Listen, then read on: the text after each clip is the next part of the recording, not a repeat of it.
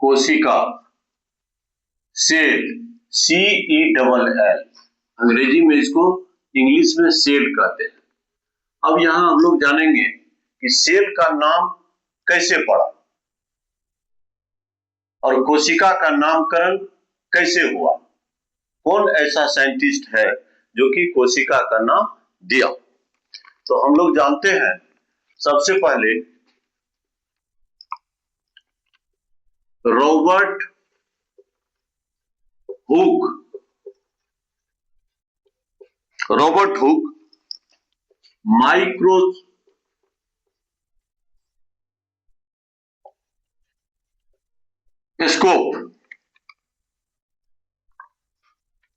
Microscope जिसको हिंदी में कहते हैं सूक्ष्मदर्शी यंत्र,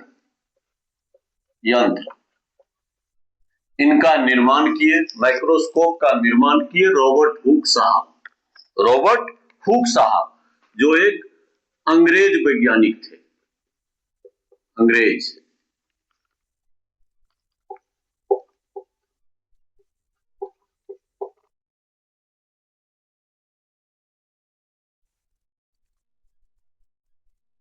इन्होंने माइक्रोस्कोप का आविष्कार किए और माइक्रोस्कोप से इन्होंने एक कॉर्क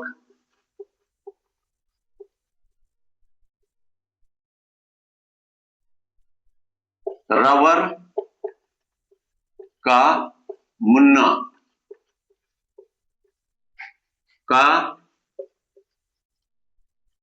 सेक्शन कटिंग किए, रबर के मुन्ना का सेक्शन कटिंग किए और उस सेक्शन कटिंग को अपने माइक्रोस्कोप से देखे। माइक्रोस्कोप से देखने पर उनको इस ढंग की संरचना प्राप्त हुई।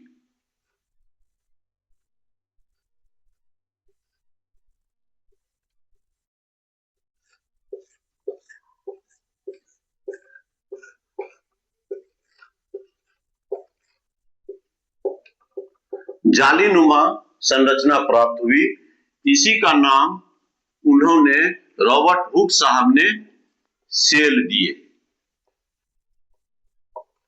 कोशिका। अब स्पष्ट हो गया है कि सबसे पहले हम लोग ये अच्छा से जान लेंगे, कॉन्फिडेंस हो जाएगा कि सेल का नाम कैसे आया, सेल किसे कहते हैं। तो इसी संरचना का नाम रॉबर्ट हुक साहब ने सेल दिए, कोशिका। अब हम लोग आगे बढ़ते हैं।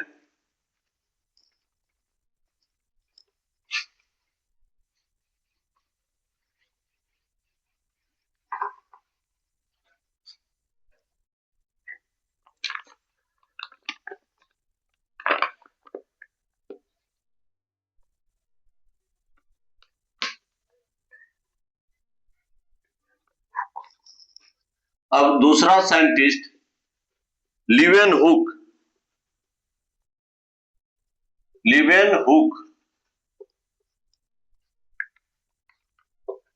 डच वैज्ञानिक थे। 1674 ईस्वी में अपने डेवलप्ड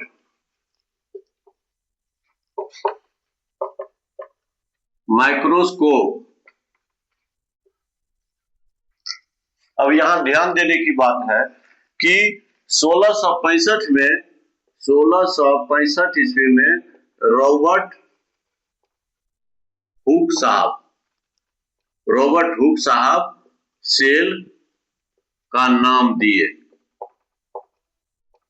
1665 ईस्वी में रॉबर्ट हुक साहब सेल का नाम दिए और 1674 ईस्वी में लीवेनहुक साहब जो कि एक डच वैज्ञानिक थे, अपने डेवलप्ड माइक्रोस्कोप में, वहां इसको हम developed microscope, simple microscope simple microscope, साधारण माइक्रोस्कोप, इन्होंने इस रॉबर्ट हुक साहब के बाद 1674 ईस्वी में डेवलप्ड माइक्रोस्कोप, विकसित, इसको हिंदी में समझना है, विकसित सूक्ष्मदर्शी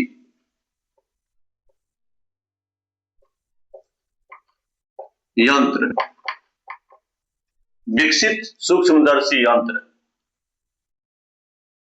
के माध्यम से ल्यूवेनहुइक साहब ने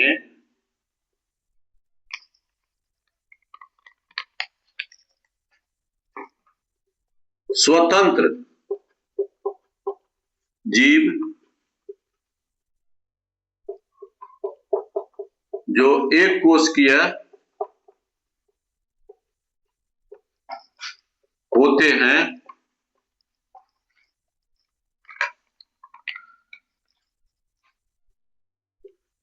जीवाणु, प्रोटोजोआ,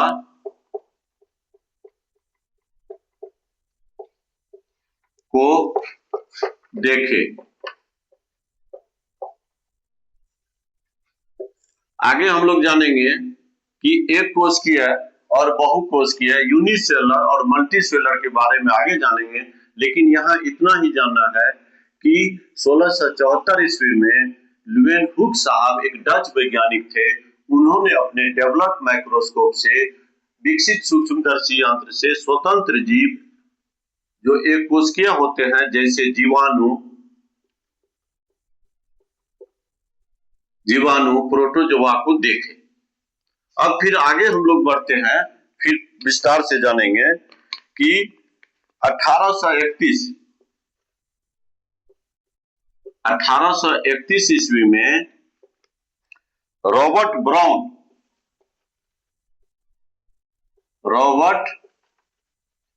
ब्राउन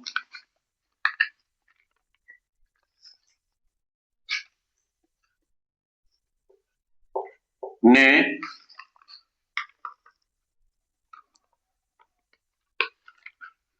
कोशिका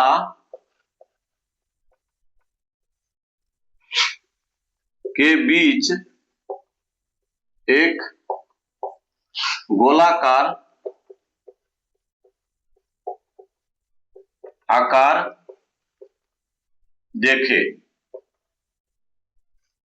जिन्हें केंद्रक कहा गया।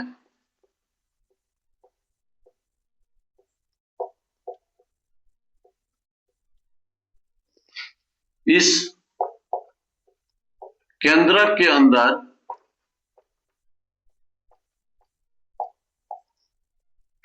अंदर माता पिता के गुण को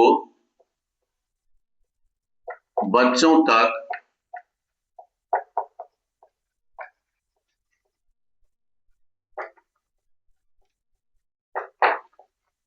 पहुंचाने की क्षमता है।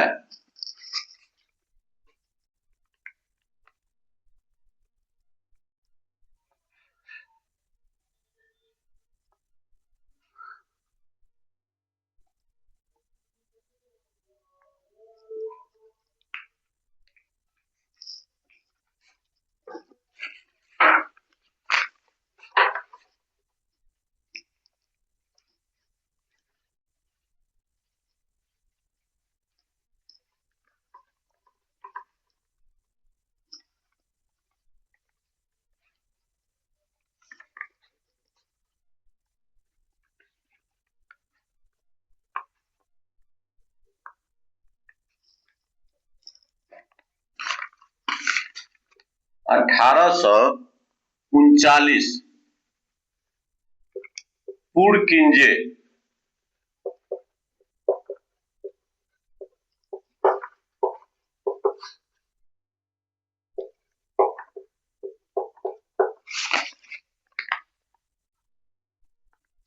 पुरकिंजे साहब कोशिका के अंदर अर्ध तरल दानेदार, इन्होंने पुरकिंजे साहब ने कोशिका के अंदर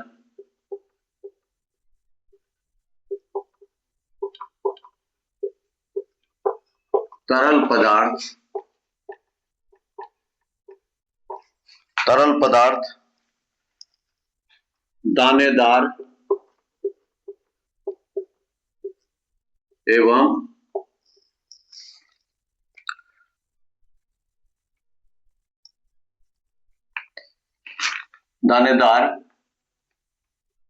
सजीव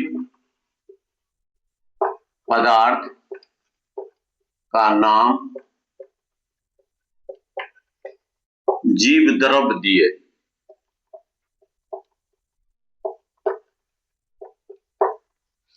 कोशिका के अंदर तरल पदार्थ दानेदार सजीव पदार्थ का नाम जीव द्रव दिए। 1839 ईस्वी में पुरकुंजे साहब